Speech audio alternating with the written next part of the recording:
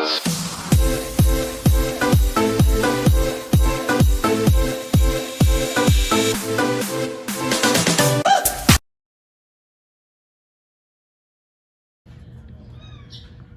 up mga kaklista, it's me again, Patrick Patricio. Okay, for today's video guys ay susubukan natin nitong L2A7. Okay, so susubukan lang natin So kung hindi man natin magawa ng maayos, edi diretso natin sa bike shop, di ba? Paperapan mo pa pero at least susubukan muna natin. Okay, so ngayon is yan, so hindi ko pa nahigpitan to. Yan. Tapos ayan, tinan mo, hindi pantay yung dito. Okay, so dapat nakaano muna yan. Lagay natin yung ito sa pinaka mababa kasi hindi pa naman siya nakaano yan. Yan, tapos pag nasa baba na yung pinaka kadena, i-adjust natin tong letter H. So high limit, ito yung low limit. So ito yung sa high gear. Itong high gear, ito yan. Para ipapantay natin yung dito. Tsaka yung sa guide pulley. Okay? So yun yung yung magiging adjustment natin ito. Para depende kung counterclockwise o clockwise. So mararamdaman nyo naman yan. Siguro pag clockwise is papunta dito yung kadena. Okay, so subukan natin.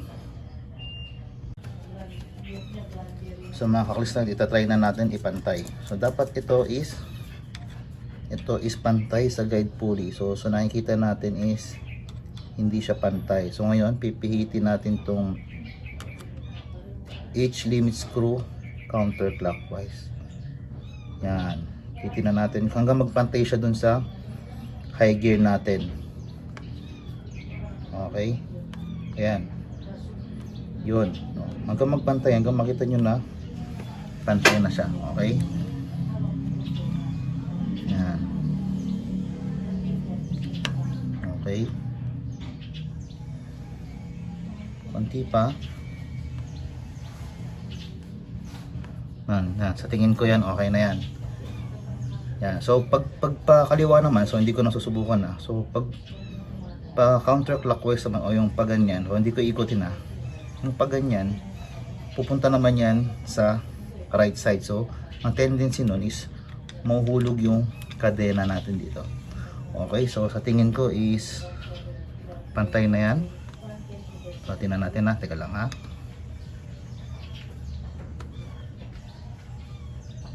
ayan, siguro pantay na yan.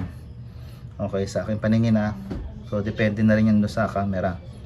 Pero basta ang gawin nyo is pantayin nyo yung guide pulley tsaka itong natin. Okay, tapos yun na yung time para higpitan yung tension ng wire kasi hindi pa nakakabit yan. Ayun, so hindi pa nakakabit. So higpitan ko muna. Okay, so pag higpit naman ng tension wire o yung wire natin, yung shifter wire, shifter cable, yan, kung ano man. So ayan, so ipapasok mo na, meron siyang dito, papasukan dyan. So dito siya nanggaling, pasok mo dun, tapos hihigpitan mo na dyan. So bago mo pala higpitan yan, as per lang to sa mga napapanood ko yung barrel adjuster nyo, diba isagad nyo yan dito, tapos bago nyo higpitan dun, nyo ng mga 3 siguro 4. Maganda dito may gatlasyo. Yun o diba dito simula mga 3 ikot na 1 2 3 ganting 4, parang full turn. Okay, para pag adjust natin mamaya sa mga ayan, hanggat may lumabas na spring. So depende na yan sa inyo guys kung para pag in-adjust natin mamaya yung titimplahin is meron ng allowance. Okay, so ngayon is hihigpitan muna natin to. Okay, so pag higpit naman is Madali lang naman. So, explain ko muna sa inyo bago ko higpitan na. Baka hindi ko na ipakita dito. Kasi matagal sa video. So, higpitan nyo. And make sure lang na hindi loose or yung ang tawag dito. Yung tension niya dito is hindi lawlaw. Ayun no, may aso doon no. Yan, hindi lawlaw to. Yung tamang higpit lang, hilain nyo lang to. Tapos ipasok nyo dun sa pinaka-screw nya dun. May guide naman yan. Tapos hila. Yung tamang hila lang ng plies. Yan. Papasok nyo dyan. Yan. Tapos sabay hihigpitan nyo na ng yung Allen key. Okay? So papakita ko na lang na nakahigpit na siya. Alright.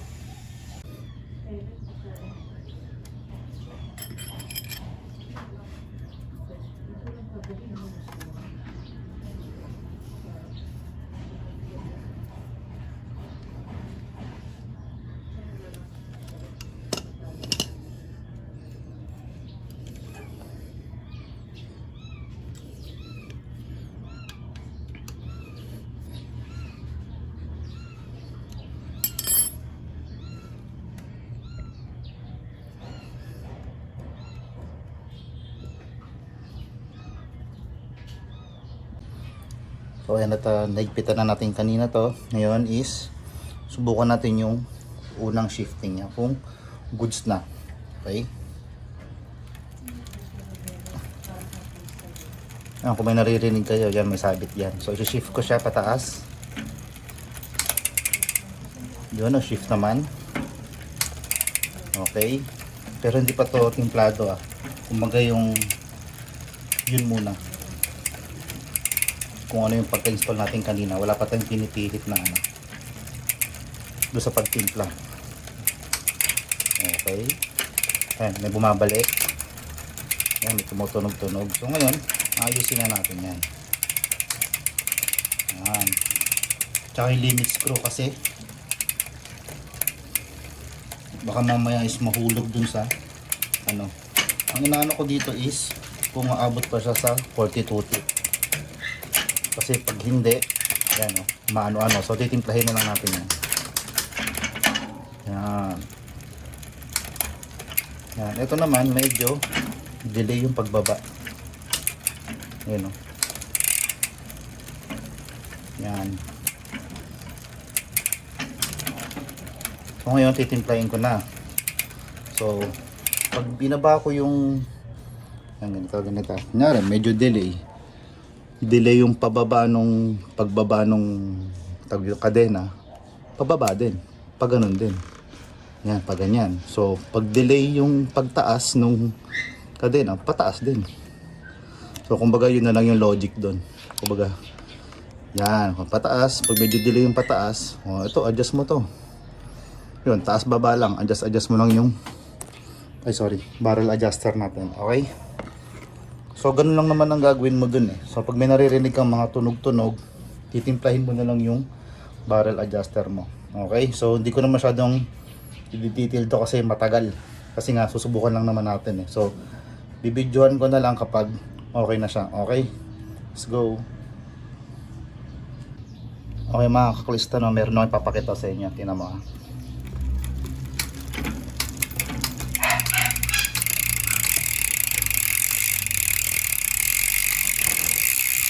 So yun, kita nyo yung sumasabit. Yan. Sabihin, kailangan natin adjust yung body angle screw bang tawag dyan. Ito. So susubukan natin kung lalayo. Kailangan malayo siya at least 5 mm. So hindi pa sagad yan Meron pang andito pa lang yan. So may isa pa. So ngayon, i-adjust natin to para bumaba siya. Okay. So tara, saan na ba yung ating screwdriver? Meron din. Pag clockwise ang pihit, bababa. Tingnan natin kung ganoon nga ang niya. Medyo may katigasan. Teka lang. Ibang screwdriver gamitin natin. Sana makikita dyan sa camera kung bababa para alam natin.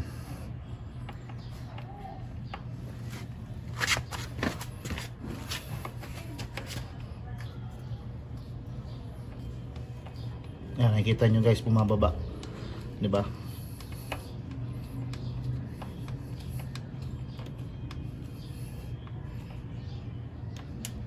Yan, so try natin. Kung tumutunog pa din siya, sabihin hindi pa, kulang pa siya. So kasi may plano na ako. So in case na hindi siya umabot dito, although itong ano natin, itong RD sabi is good for 42 teeth, 42 to. So depende siguro sa frame o nung dropout. So pag ano niyan, so mag-order na lang tayo nung tawag doon, yung dinudugtong dito, goat link ba yun? Yun. So ngayon susubukan muna natin kung hindi niya kakayanin iakyat. Yan. So medyo may katigasan lang, no? So ayusin ko muna, tapos ipapakita ko kung sasabit pa siya. Okay?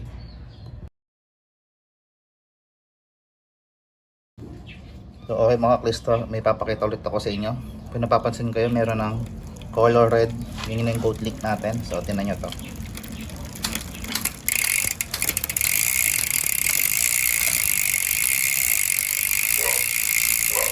So ayan, wala nang sagi or wala nang sayad, kasi kahit anong adjust ko nung sa body angle nito is sumasabit pa rin siya dun sa 42 teeth, yung pinakamalaking cogs natin. Okay, so at least 5mm yung ano niya, allowance. So na-adjust ko na siya. So yan, so ito yung reference natin, yung tawag dito Allen key na 5mm. Okay, so yung dito sa body angle yung pinakita ko kanina, no? So pinalitan ko siya ng screw para mas matibay. Yung kulay puti, kinuha ko siya doon sa dati. To, yung puti. Yan, yung puti na yan. Okay? So, ang kagandahan pala, hindi ko na in-adjust tong lower limit. So, saktong-sakto na siya. So, pag minhit mo siya ng pakanan, may tendency na lalaglag siya doon sa dito, lalagpas siya dito. Pupunta siya dito. So, pag kinaliwa mo naman yung ikot o yung counterclockwise is bitin siya. Okay? So meron yung meron yung tutuko dun sa ilalim na hanggang dun lang yung limit niya. Kaya tinawag silang mga limit screws. Okay? So kumbaga, pag inano mo to sa pinaka high gear, hindi siya malalaglag. Tulad niya, no? Hindi siya nalalaglag. Saktong-sakto lang. Teka lang, ha? Yan. So kahit back pedal pwede, eh. Ganda nga, pagka back pedal hindi siya nalalagdag yung ano, yung tawag dito, yung tawag din, yung kadena. Okay, ayun, okay, diba? Smooth na smooth,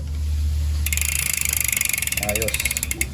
So yun lang mga kakulista, no? So papakita ko sa inyo yung pagtono ko, no? So itong goat link, so nilagay ko na para ano, so ibang araw ko na to inano.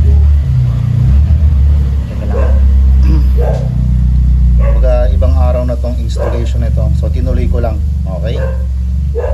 Yan. So naka-order tayo nitong goat link. So ilang araw lang naman, mga 3 araw. So tinuloy ko lang itong video na to. Okay? So yun. Ito na, at papakita ko sa inyo yung pagtono ko. So hindi ako expert, hindi rin ako bike mechanic. So tingnan nyo na lang kung yung resulta. Okay? So okay, tingnan natin yung pagtono ko. Yan. One click at a time tayo.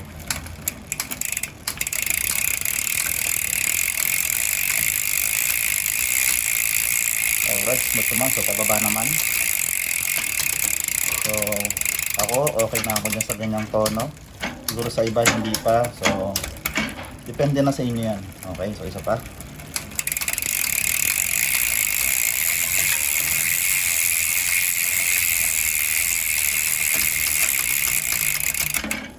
Okay, isa pa ulit. Baba natin. Okay, so smooth.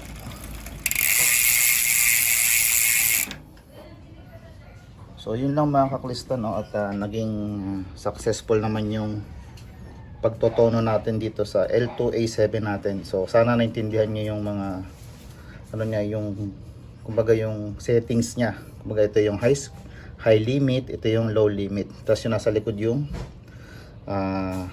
tawag doon, body angle screw, tsaka yung barrel adjuster. So minsan kasi yung barrel adjuster ng pagtotono is nandito sa may sa may dulo.